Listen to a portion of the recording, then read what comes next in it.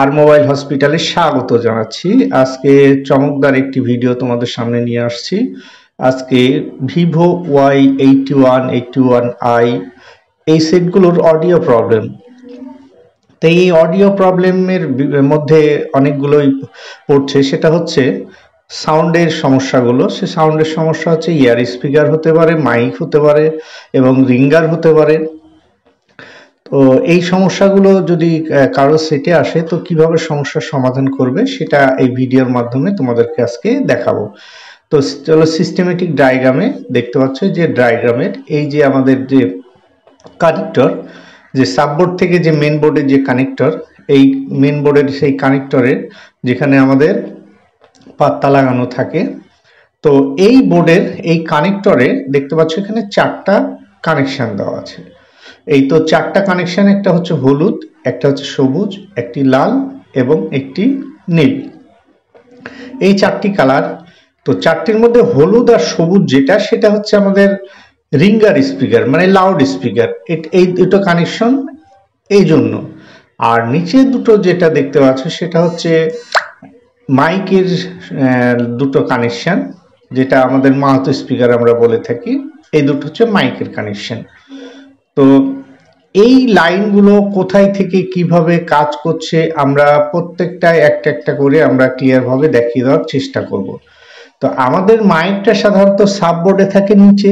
তো সাববোর্ড থেকে তারপরে সাববোর্ডে কিন্তু আমাদের রিঙ্গারও থাকে। তো রিঙ্গার এবং সাববোর্ডের মাইক এই দুটো কানেকশন আমাদের যে পাত্তার মাধ্যম দিয়ে মেন বোর্ডে বা পাত্তা কানেক্টরে থাকে, সেখান থেকে কানেকশনগুলো আসে কোথায় থেকে? আইসি থেকে। আইসি থেকে আসার পরে কানেক্টরে এসে কানেক্টর থেকে পাত্তা হয়ে সে আমাদের সাববোর্ডের স্পিকারে কাজ করছে। তো তাহলে এই যে চারটা এখানে কানেকশন আছে, এই চারটা কানেকশন আমাদের একটা একটা করে ক্লিয়ার করে বোঝাবে। একটু ভিডিওটা ধৈর্য সহকারে দেখবে। তো আমাদের যে লাউড স্পিকার অথবা রিঙ্গার, যেটা রিং বাজে, সেটা এই যে হলুদ আর সবুজ এই দুটো ট্র্যাক আমাদের একেবারে আমাদের অডিও যে আইসি আছে সেই আইসি থেকে আমাদের এখানে আসে। তো চলো আমরা দেখে নিই এখান থেকে যে অডিও আইসি থেকে কানেকশনগুলো আমাদের কিভাবে আসছে সেটা আমরা এই ট্র্যাকের মাধ্যমে দেখাচ্ছি। এই যে চারটি ট্র্যাক, তো এই চারটি ট্র্যাক কোথায় থেকে আসছে আমাদেরকে এখন আমি তোমাদেরকে দেখাবো। তো এই চারটি ট্র্যাক, একটি আসছে আমাদের এই যে একটি লাল কানেকশনটা অন্যদিকে চলে গেল, আর যে অডিওর মাইকের যে মেন পজিটিভটা আর লাউড স্পিকার মানে রিঙ্গার স্পিকারের পজিটিভ এবং নেগেটিভটা কোথায় থেকে আসছে সেটা দেখাবো। এখানে এখন ডিভাইডেড হয়ে গেল কোন লাইনটা? মাইকের যে নেগেটিভ যে মাইনাস লাইনটা, এটা ডিভাইডেড হয়ে এদিকে আসলো। তো এখানে কোথায় থেকে আসছে এই মাইনাস লাইনটা? দেখো, এটা আসছে পাওয়ার আইসি থেকে। কোথায় থেকে? এই যে দেখো পাওয়ার আইসির এই যে লাল ট্র্যাকটি, এইখান থেকে আসছে। এই সিগন্যালটা আসছে আমাদের কোথায়? পাওয়ার আইসি থেকে। তো এই কানেকশনগুলো আমাদেরকে মাপতে হলে যেটা যেভাবে মাপতে হয় সেটা হলো জিআর মাপতে হবে, যে আমাদের এই কানেকশনের জিআর গুলো ঠিক আছে কিনা। তাহলে এটা হচ্ছে মাইকের মাইনাস লাইনটা। তো এখানে আমাদের জিআর যদি মাপি তাহলে, কারণ আইসির ভেতর থেকে যেহেতু কানেকশন, তাহলে আইসি না উঠালে তো মাপা যায় না, সেহেতু আমাদেরকে জিআর মেপে কনফার্ম করতে হয় যে কানেকশনটা আসছে কিনা এবং কত নম্বর ট্র্যাকে আসছে সেটা মাপলেই বোঝা যাবে। এবং আরো তিনটি কানেকশন দেখো, এইখানে যে কানেকশন এই হলুদ এবং সবুজ এই দুটো আসছে কোথা থেকে? এইখানে দেখো, এটা হচ্ছে সাউন্ডের অডিও আইসি। তো এই অডিও আইসি থেকে সাউন্ডটা আমাদের এইখান থেকে এই যে তীরের মাধ্যমে দেখাচ্ছি, এই তীরের মাধ্যমে চলে যাচ্ছে কানেক্টরে, কানেক্টর থেকে পাতা হয়ে আমাদের সাববোর্ডের স্পিকারে যায়, তারপরে আমাদের রিংটা বাজতে থাকে। তো এটার বিষয়টা ক্লিয়ার। তো এইখানে আমাদের যে বাম দিকে আরেকটা যে নীল ট্র্যাক, এই নীল ট্র্যাকটা আমাদের দেখো এই আইসির বাম দিক দিয়ে ওপরের দিকে ঠিক চলে গেছে। তো আমরা এখন ওইটার বিষয়টাও একটু ক্লিয়ার করব।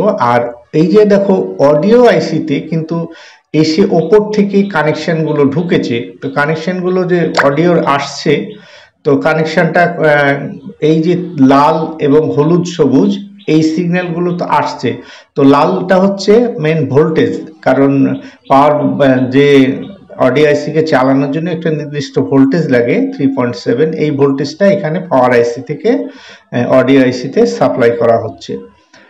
আর এই যে স্পিকারের যে সাউন্ডটা, সেই সাউন্ডটা আমাদের আসছে কোথায় থেকে সেটাও আমি তোমাদেরকে দেখাবো। ভিডিওটা স্কিপ না করে পুরোটা দেখবে, তাহলে পুরো বিষয়টা তোমরা একটু ক্লিয়ার হয়ে যাবে। কারণ এই জিনিসগুলো যদি তোমরা ভালো করে আয়ত্ত করতে পারো, তাহলে মোবাইলের যে কোনো কাজ সাধারণত হার্ডওয়্যারের তোমরা সহজেই করতে পারবে। এই ডায়াগ্রামগুলো কাজ করার জন্য খুবই গুরুত্বপূর্ণ।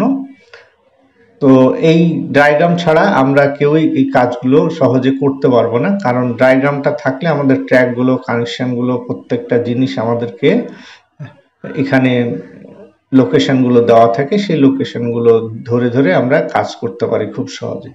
তো দেখো আমাদের যে মাইকের যে নীল কানেকশনটি, সেই নীল কানেকশনটি কোথায় থেকে আসছে, আবার এই যে অডিও আইসি থেকে যে হলুদ লাইনটা এবং যে সবুজ লাইনটা আসছে, আমাদের রিঙ্গারের যে লাইনটা আসছে সেটা কোথায় থেকে আসছে সেটা আমরা এখানে দেখাবো।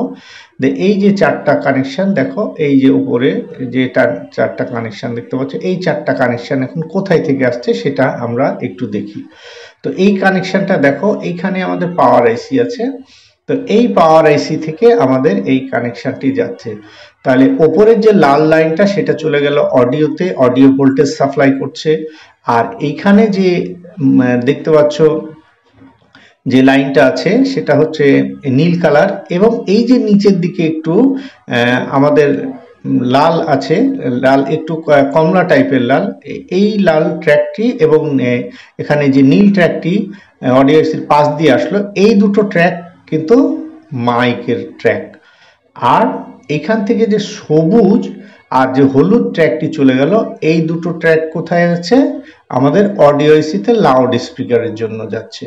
তাহলে এই ট্র্যাকগুলোকে আমাদের সম্পূর্ণভাবে খেয়াল রাখতে হবে যে কোথায় থেকে কিভাবে যাচ্ছে। তো প্রতিটা ট্র্যাক এখানে যদি আমরা সঠিকভাবে দেখি, মেপে এবং বুঝে কাজ করতে পারি, তাহলে সব সমস্যাই সমাধান করতে পারবো।